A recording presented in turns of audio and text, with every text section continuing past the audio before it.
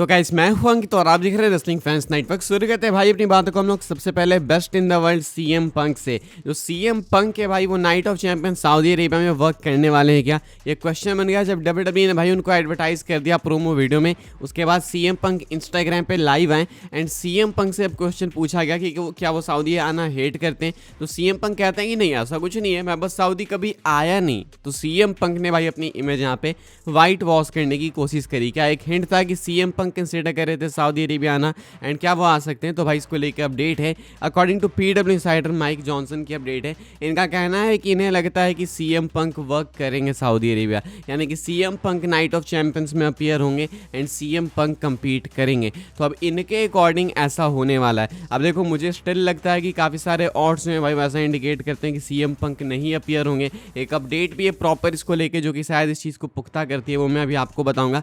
लेकिन PW insider कोई मजाक वाला सोर्स नहीं है। पीडब्ल्यू इंसाइडर भाई कहता है कि शायद से आपको सीएम पंक compete करते हुए दिखेंगे नाइट ऑफ चैंपियंस में। एंड यहाँ पे मैच वैच कौन सा होगा नो वन नोज, लेकिन शायद पहला इवेंट होगा जहाँ पे सीएम पंक सऊदी में compete करेंगे।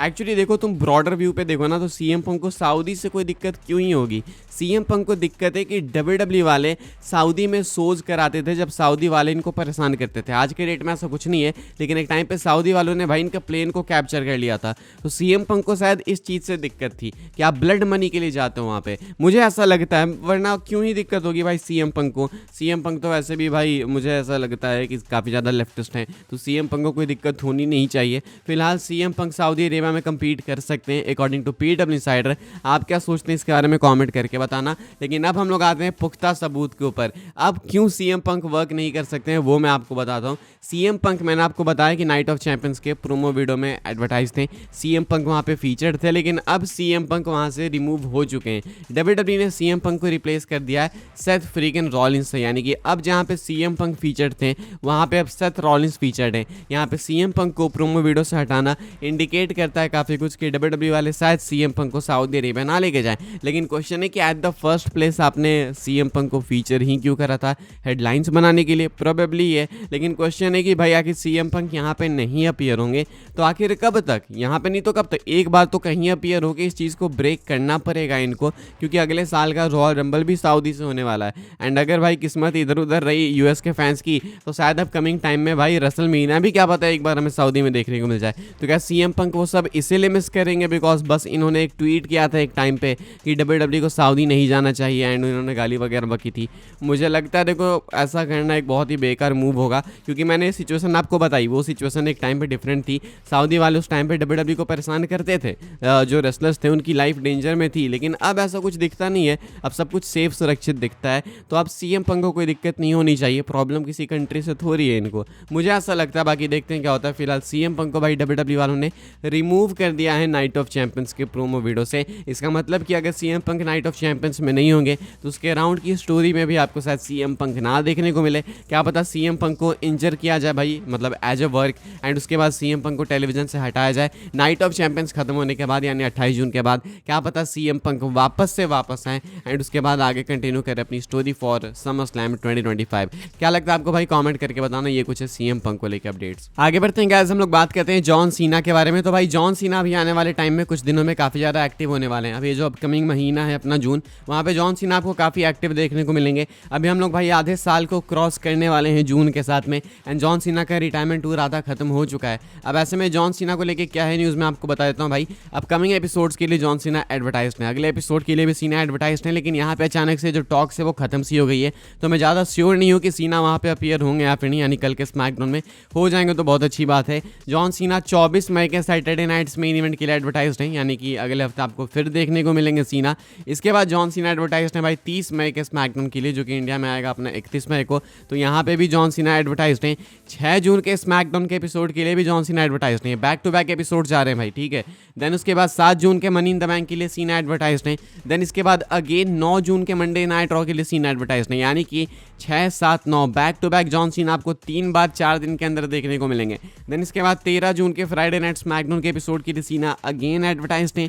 देन इसके बाद जॉन सीना एडवर्टाइज हैं भाई 20 जून के फ्राइडे नाइट स्मैकडाउन के लिए, यानी ये बैक टू बैक एपिसोड से। इसके बाद के लिए कहीं भी जॉन सीना एडवर्टाइज नहीं है बिकॉज अभी करना बाकी है। एंड मुझे लगता है कि जॉन सीना इसके बाद भी फिर स्मैकडाउन में आएंगे बिकॉज वो जो स्मैकडाउन होगा वो नाइट ऑफ चैंपियन से जस्ट पहले होगा। नाइट ऑफ चैंपियंस में भी सीना शायद compete करेंगे। तो ऐसे में भाई back to back John Cena यहाँ से लेके जून के एंड तक एडवर्टाइज्ड है। तो एक बहुत ही अच्छी न्यूज़ है सीना फैंस के लिए, यानी कि अभी कुछ जॉन सीना के 25 अपीयरेंस बचे हैं भाई। तो इतनी सारी अपीयरेंस के साथ में जॉन सीना के कुछ 17 से 18 या 16 अपीयरेंस बच जाने वाले हैं। तो फिलहाल एक ऐसे देखो तो सैड न्यूज़ भी है, लेकिन अपीयर होना है तो बैक टू बैक होंगे तो ज़्यादा अच्छा लगेगा भाई, ताकि स्टोरी में हम सब इन्वॉल्व हो सके एंड ऐसा ना लगे कि आज एक चीज़ हुई 2 महीने के लिए गायब, फिर 2 हफ्ते के लिए गायब, तीसरे हफ्ते हुई फिर चौथे हफ्ते गायब। तो ऐसे नहीं मज़ा आता है, बैक टू बैक अपीयर होंगे तो ज़्यादा सही रहेगा। आगे बढ़ते हैं गाइस, हम लोग बात करते हैं अगली स्टोरी के बारे में, जो कि मैट कार्डोना को लेके, formerly known as Jack Ryder. Jack Ryder भाई आए दिन WWE रिटर्न के ऊपर कमेंट करते हैं, टीज करते हैं। अभी वापस से भाई एक इंटरव्यू के अंदर इन्होंने पोटेंशियल WWE रिटर्न के ऊपर कमेंट किया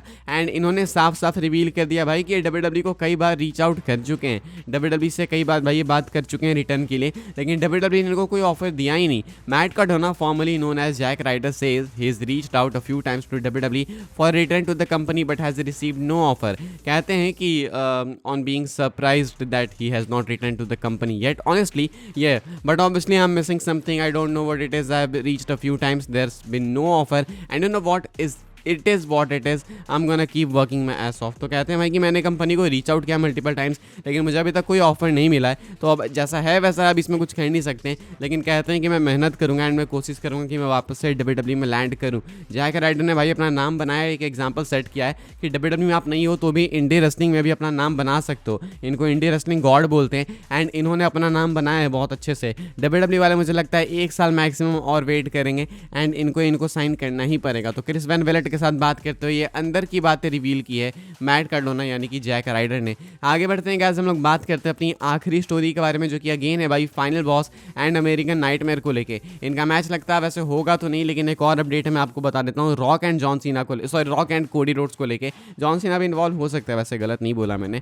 फाइटफुल के अकॉर्डिंग भाई मानना है कि रॉक जो है वापस से ऐसा कहने लगे हैं कि वो कोडी के साथ स्टोरी कंटिन्यू करना चाहते हैं एंड ये सोल वाली जो चीज़ है, सोल्ड हिज सोल वाली चीज़, ये भी टीवी पे आपको वापस से देखने को मिलेगी। तो अब रॉक भाई वैसे भी एक्सपेक्टेड है कि अराउंड समर हमें देखने को मिलेंगे, कहना था ऐसा जोनाथन कोचमैन का, उनके सोर्सेज का। शायद रूमर्ड भी है भाई कि हमें मनी इन द बैंक में रॉक देखने को मिले। अगर 6 मैन टैग टीम मैच होता है जॉन सीना ट्रेविस स्कॉट का, तो वहाँ पे शायद रॉक अपीयर हो सकते हैं। एंड अभी ये सोल वाली चीज़ वापस अगर कोडी के साथ कंटिन्यू करना चाहते हैं इतना सब कुछ रून करने के बाद, तो शायद भाई हो सकता है कि जल्दी ही आपको टीवी पे देखने को मिले। अब मेरा आपसे क्वेश्चन है कि क्या रॉक को आना चाहिए कोडी के साथ स्टोरी कंटिन्यू करने के लिए? क्या एक मैच के लिए रॉक को अपीयर होना चाहिए, हाँ या फिर ना? लिख के बताना आप क्या फील करते हैं, सब कुछ कमेंट करके बताइएगा। अब इतने स्टेक्स हाई नहीं है भाई, लेकिन फिर भी भाई क्या पता हो तो मजा है। आई होप आपको वीडियो से इन्फॉर्मेशन मिली हो तो वीडियो को लाइक करें, शेयर करें एंड सब्सक्राइब करें चैनल को, ताकि आने वाले टाइम के अंदर आपको और भी सही WWE की अपडेट सबसे पहले जानने को मिलते रहे। फॉलो कर सकते हैं आप लोग मुझे इंस्टाग्राम एंड ट्विटर पर, लिंक आपको मिल जाएगा डिस्क्रिप्शन में। ज्वाइन कर सकते हैं व्हाट्सएप चैनल को, उसके भी लिंक है डिस्क्रिप्शन में। मिलूंगा मैं आपसे अगले वीडियो में, तब तक के लिए goodbye, thanks for watching.